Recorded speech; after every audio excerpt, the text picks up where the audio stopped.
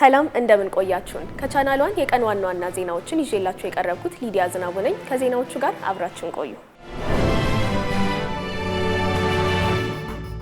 በማደግ ላይ የሚገኙ ሀገራትን ያማከለ ፍትሃዊ፣ ግልጽና የልማት ፍላጎቶችን ከግምት ውስጥ ያስገባ ዘላቂ የዕዳ ማዕቀፍ ሊዘረጋ እንደሚገባ የገንዘብ ሚኒስተር አህመድ ሺዴ ገለጹ። ሚኒስትሩ ይህንን ያሉት በዓለም ባንክና የዓለም አቀፉ የገንዘብ ድርጅት IMF ዓመታዊ ስብሰባ ጎን ለጎን ፕሪንስተን ዩኒቨርሲቲ ባዘጋጀው ስብሰባ ላይ ነው። የዓለም የምግብና የእርሻ ድርጅት ፋኦ ለኢትዮጵያ አረንጓዴ አሻራ ዘላቂ የደን ልማት አያያዝና አጠቃቀም እውቅና ሰጠ።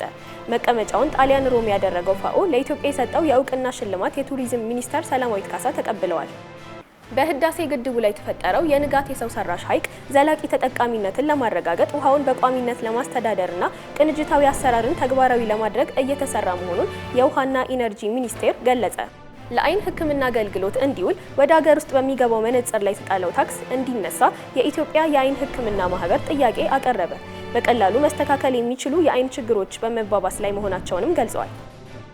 የቻይና ኤሄድ ፎረም ቴክኖሎጂ የተባለ ኩባንያ EIF B1 የተሰኘ እውነተኛ ሰው የሚመስል ሮቦት መፍጠሩ ተሰማ። በዩናይትድ ኪንግደም በሺዎች የሚቆጠሩ ሰዎች ጆንሰን ኩባንያን ከሰዋል። ይህ የህፃናት ፓውደር አምራች ኩባንያ ምርቱ ካንሰርን በሚያስከትል አስቤቶስ መበከሉን እያወቀ ለ10 ዓመታት ትርፉን ከኪሳራ ለመጠበቅ አደጋውን ደብቋል። ለሰዓቱ የነበሩን ዋና ዋና መረጃዎቻችን እነዚህን ይመስሉ ነበር። የእነዚህንና የሌሎችን ዝርዝር መረጃዎች በማታዊ ዜና ሽፋናችን የምናደርሳችሁ ይሆናል። ሰናይ ጊዜን ተመኘ።